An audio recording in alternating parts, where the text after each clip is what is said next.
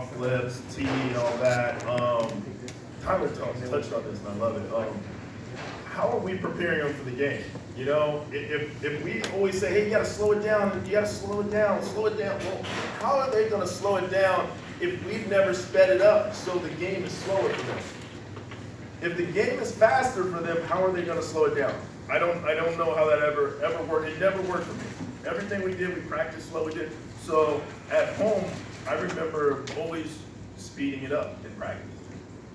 We sped it up. We did drills. We went closer to the machine. We had guys throw to us 30-30. We did all these things they're doing now. We always used to do. That was just something we did. We played strikeouts. And the guy would get close to us, have a box on the wall, and it'd be nasty. Well, then we went and played the game. No one threw a wiffle ball or a tennis ball like that. Maybe slow down. Same thing with you guys. There's a time and a place for feel good, and there's a time and a place for getting them prepared to play the game. No kid should walk in that box, and that first time he ever sees a pitch that fast and reaction time or a curveball that hard is that game. You should have already been prepared for that. So we do challenging drills. We do overhand flips because we don't do any underhand. I do have 3 daughters and no boys, so they actually play softball. So I got actually pretty good with underhand flips. That's the only time. If you're doing softball or whatever, okay, fine. But if you're doing baseball, we probably should be coming from where that pitcher's throwing the ball from. Figure out the distance. Now they're getting really good.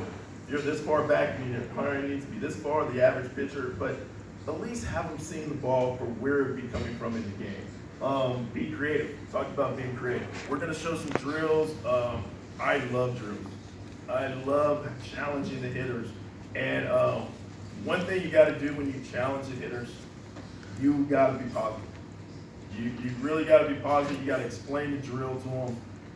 You're going to get sour faces, but as long as they trust you, you got a relationship with you, and they believe in you, they'll stick with it.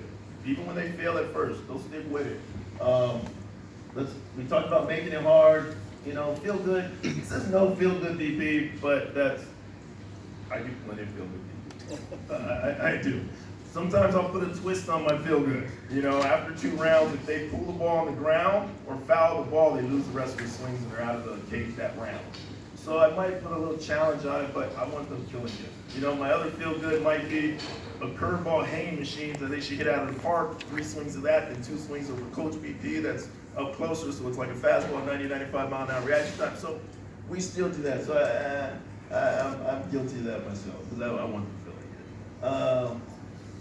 Yeah, pitches. I like pitches. I'm a big fan of pitches. And the reason I like pitches is because I want them understanding that they're go, take it if it's not their pitch. Go, take it if it's not their pitch. I don't want them just... We practice that too. We practice that. That's one of our drills we practice, without a doubt. And what is I want to say this. What's success? I mean, first of all, you know, if I'm having a drill, it's 95 miles an hour, 110 miles an hour reaction time with tennis balls or whatever, what's success? So if they play in a game, Mike Trout, what do you have, 291 batting average last year, whatever, the greatest players, they hit 300, they're out 70%. So, you know, they got to practice at that too and understand, you know, consequences of getting out and getting hits. And that's okay. They know that. I mean, the game can't always be a hit every day and BP and go 10 for 10. And then in the game not understand the first at bat why they didn't get hit because they're done for the rest of the game. They have to understand both of those things. You know, it's tough. It really is tough. So you talked about reaction time. Here's a little chart